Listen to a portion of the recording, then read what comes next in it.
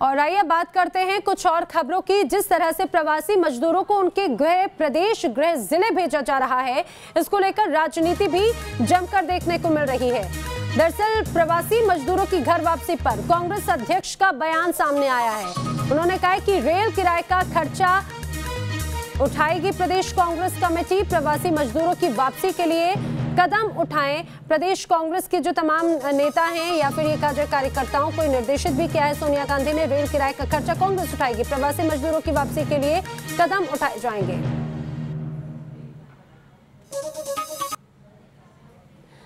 और कांग्रेस नेता पीएल पुनिया साहब इस समय हमारे साथ में जुड़ रहे हैं। पीएल पुनिया साहब, प्रवासी मजदूर को अब उनके गृह प्रदेश भेजने की तैयारी की जा रही है, कांग्रेस का क्या स्टैंड है, एक बार हम आपसे स्पष्ट रूप से समझना चाहेंगे।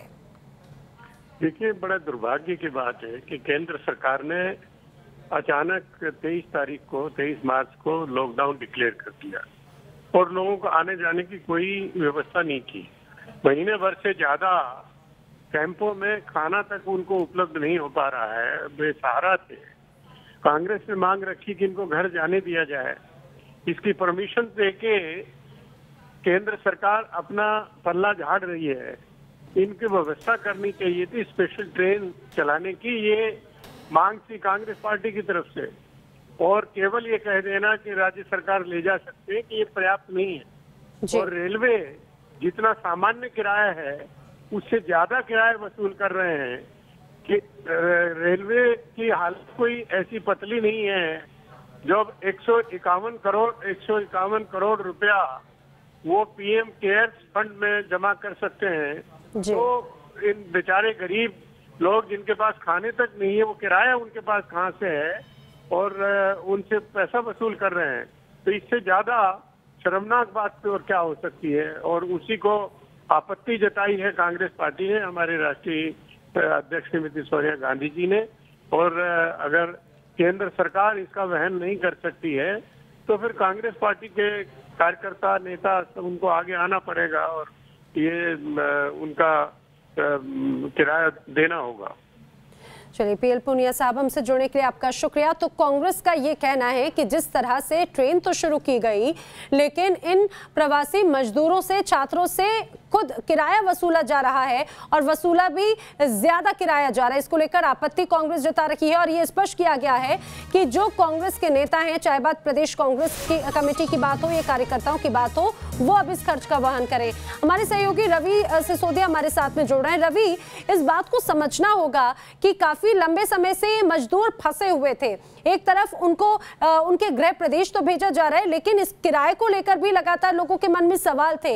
लेकिन ये कहा जाए कि राजनीति भी इस पर जमकर हो रही है। जी नहीं, देखिए, जहाँ तक किराए की बात के लिए जाना है, बस इसके लिए यहाँ रेलवे की तरफ से ये साफ तौर पे कह दिया गया है। रेलवे ने ये साफ किया है कि जो किराया है वो राज्य सरकार, चूंकि रेलवे की तरफ से साफ किया गया, जो ट्रेन, श्रमिक स्पेशल ट्रेन चलाई जा रही है, उस ट्रेन को कोऑर्डिनेट राज्य सरकार के चीफ सेक्रेटरी के साथ किया जा रहा है। और जो किराया वहन, जो किराया वसूल किया जा रहा है, राज्य सरकार दे रही है। रेलवे ने साफ किया है कि किराया वो यात्री से किराया नहीं ले, लेकिन हालांकि वो राज्य सरकार से किराया ले रहा है और राज्य सरकार जो पैसेंजर है उनसे किराया ले रही है।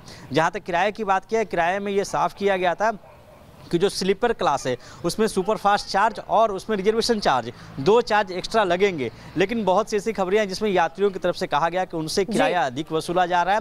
कांग्रेस ने मांग उठाई है कि जो श्रमिक हैं, चाहे जो मजदूर हैं, वो काफ़ी दिनों से लॉकडाउन में फंसे हुए हैं, उनके पास उतना पैसा होगा नहीं, तो ऐसे में वो कैसे उनसे पैसा लिया जा रहा है। कांग्रेस ने ये मांग की थी और उसके बाद ही कांग्रेस अध्यक्ष सोनिया गांधी ने कहा है कि कांग्रेस, अगर सरकार उनका किराया वहन नहीं कर सकती तो कांग्रेस उन सबका किराया वहन करेगी। उनको गंतव्य स्थान पर जाने के लिए जो पैसे की जरूरत है वो कांग्रेस पार्टी मुहैया कराएगी। हालांकि रेलवे ने स्पष्ट किया है कि रेलवे की तरफ से किराया वसूल नहीं किया जा रहा। रेलवे ने राज्य सरकार से कोऑर्डिनेट किया और राज्य सरकार ही किराया लेकर रेलवे को दे रही है। जी बिल्कुल, जानकारी के लिए रवि आपका शुक्रिया। तो जिस तरह से रेल किराए के खर्चे को लेकर अब कांग्रेस ने निशाना साधा